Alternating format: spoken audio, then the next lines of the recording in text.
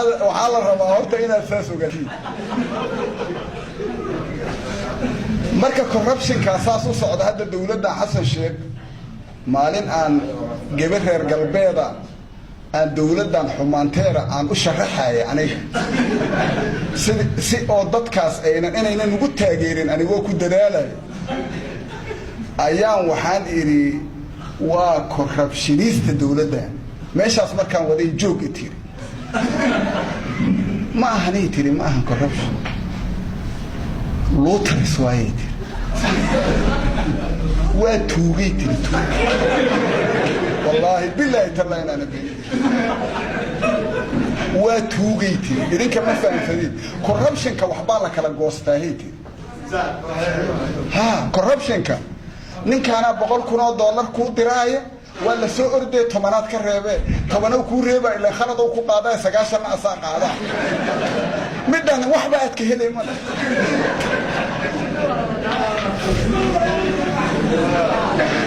Soomaalidan arana dukaanka marka ma aragteen dukaamada markii oo nabadu ay jiri jirtay dukaan aad meel ku xiratay nin tuugo inta dariishada ka furta alaabta daldalaa wala ma arki jirina waayo bankiga markii la soo xiro ay waxay u yeeranayaan ninkii qasnajiga ahaa madaxweynaha kuwa caalamiga ra'iisul wasaaraha markaas ay leeyihiin noofur عوامدو habeen sagada dhaxe sagaalka saac markay marayso oo mugdigu badan yahay ay meesha furaay markaas ay qaadayaan ad waxaad la qaybsay xad arkay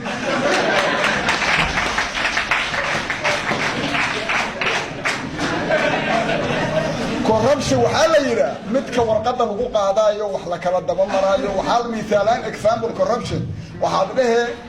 in meesha la yiraahdo Abuud Waaqan airport ka dhisa hadlay gudoomiyaha degmada Abuud waa qala siyaad leedahay 100,000 bish 100kaas airport u dhisa aad leedahay 100,000 waa lagu soo diraa had leedahay lacagti waa yaraatay kontonaan ku helaad leedahay marka miisaaniyadina waa gelis 100 soo qaaday asiga kontonaad u diray kontona ada reeba kaas marka waxa la yiraahdaa corruption laakiin midkan sagaalka saac la baxayo waa tuuganimada marka maxaa u aabaa koow waxay ka imaaneen madaxweynahan hadda habeen hore waa hada wuxuu yiri war aniga waa lay doortuu asiga xataa dhibaatay ku aad markii la doortay xulaabuna filayn kuma tashaneen lacag laga keenay qadar oo 5 milyan heeday oo Faarax Abdul Qaadir oo bixinay ayaa la yiri dadka yaa ugu lacag badan waxa ugu lacag badan 5 milyan oo badan qofkii ku xiga wuxuu naqay 3 milyan 500 oo naqay 5 milyan marka loo codeeyay 5 milyan hadii loo codeeyay baroobay ka dayayeen ma maleeyay waa ka kor dhacda marka waxay ilaa ogolna ogow NGO-istay ahaayeen nin marka xadi jiray timir looga soo dhiiba carab nin xadi jiray wala kuma yaqaan intaad uga dhuumay hadda waa tan hal NGO oo dhaqaale kara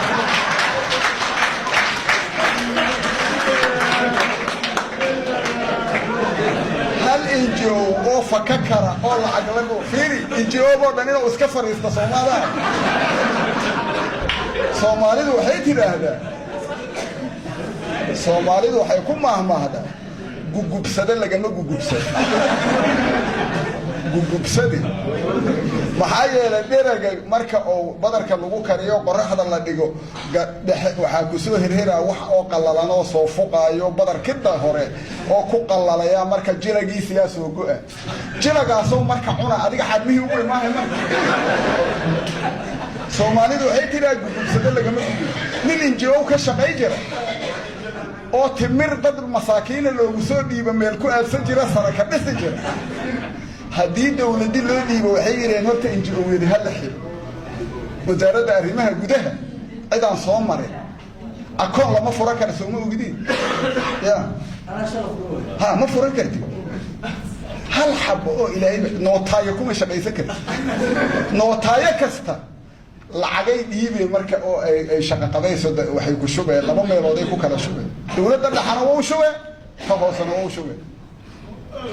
waxa soo dhan waxa keenaya waxa waaye meesha aad idinka waxa la doortay dadkii oo wahay dadka ugu liitaa la doortay hadda meel yaraan idinka tusaa xildhibaanka